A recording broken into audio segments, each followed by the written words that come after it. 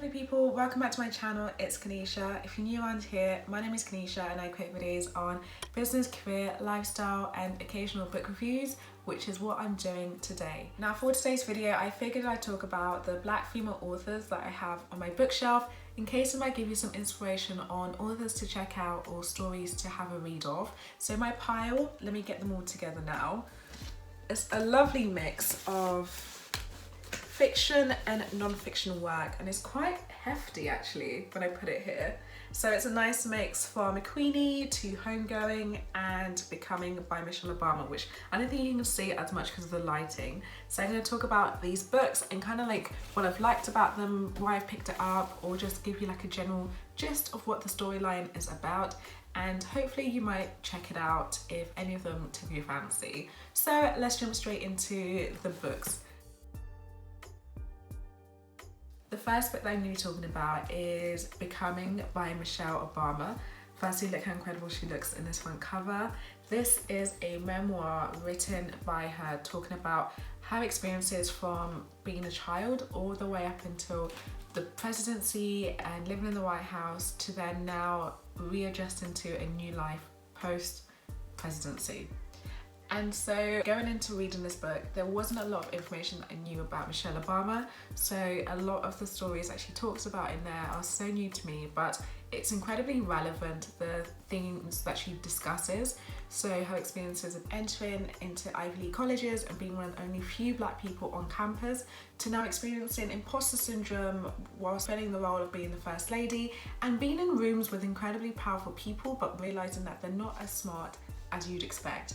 And so her memoir and her story of her life really is an inspiration to young black women, but also to anybody else that's interested in learning from her, just because of how incredible of a journey she's had from literally childhood all the way up until now. So I've really been enjoying reading that book. I haven't finished it yet, but so far it's really interesting and it's a nice tone of pacing in terms of what she discusses and how long she spends at each part of her life. So I'd highly recommend checking that book out. So the next book that I'm going to be talking about is Homegoing by Yaa Gyasi, and I wish I still had the front cover for this because it's so beautiful, but I'm sure you can see even in the detailing there just how much attention to detail that they had when constructing this book.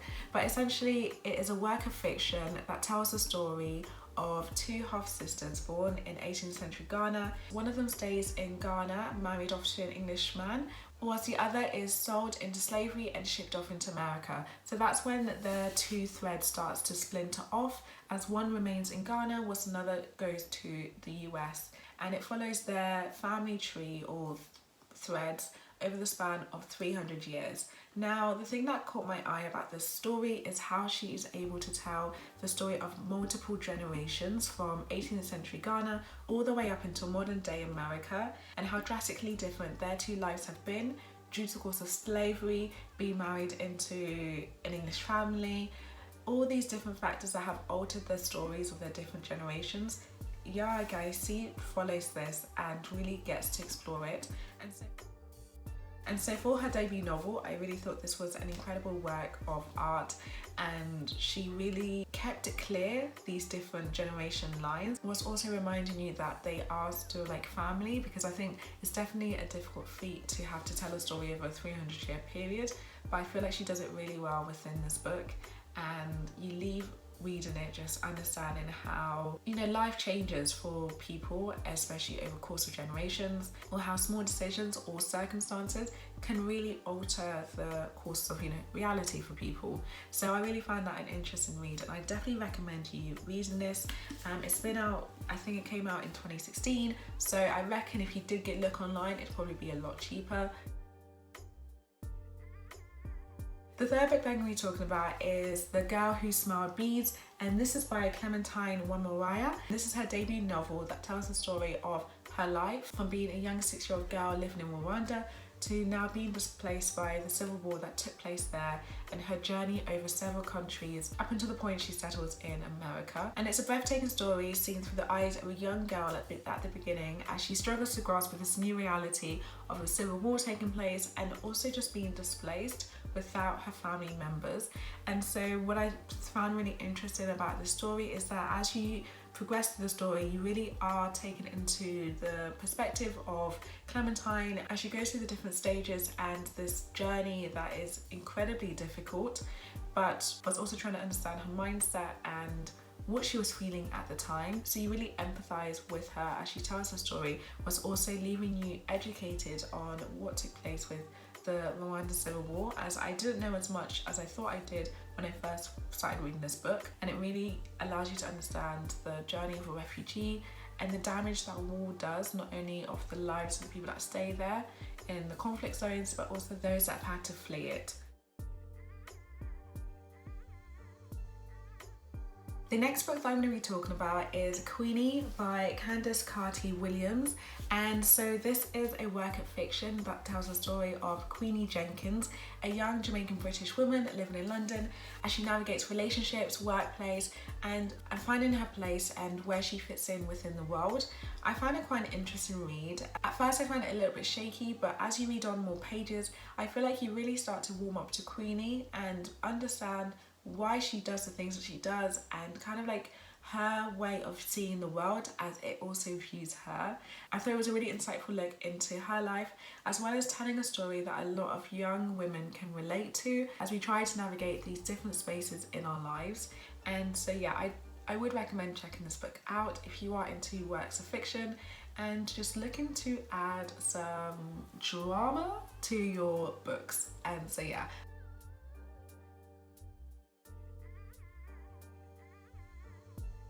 The next book that I'm going to be talking about is Girl, Woman, Other by Bernardine Evaristo.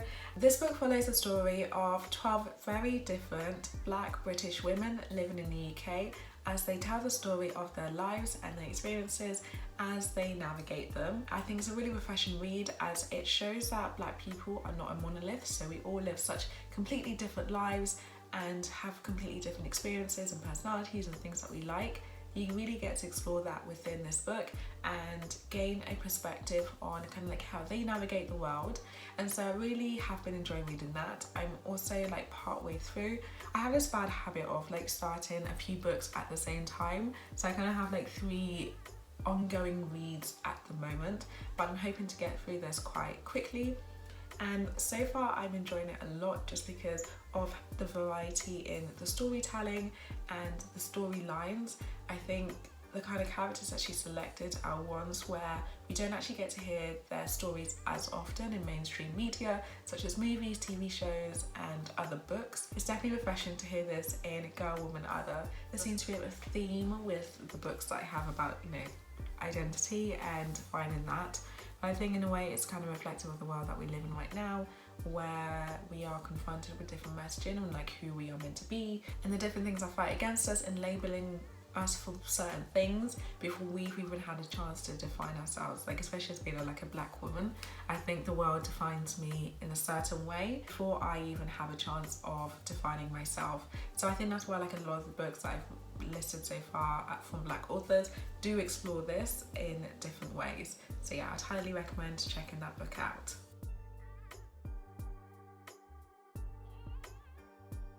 Now the final book that I'm going to be talking about is Slay in Your Lane, and this is the Black Girl Bible, and this is written by Yomi Adegoke and Elizabeth Uviebinené, which I'm so sorry if I've messed up their surnames. And this is a book that I had to get when it first came out. Now this guide is illustrated with stories from the authors, as well as over a dozen interviews with Black celebrities as they talk about their experiences from school, relationship, the workplace, life and career.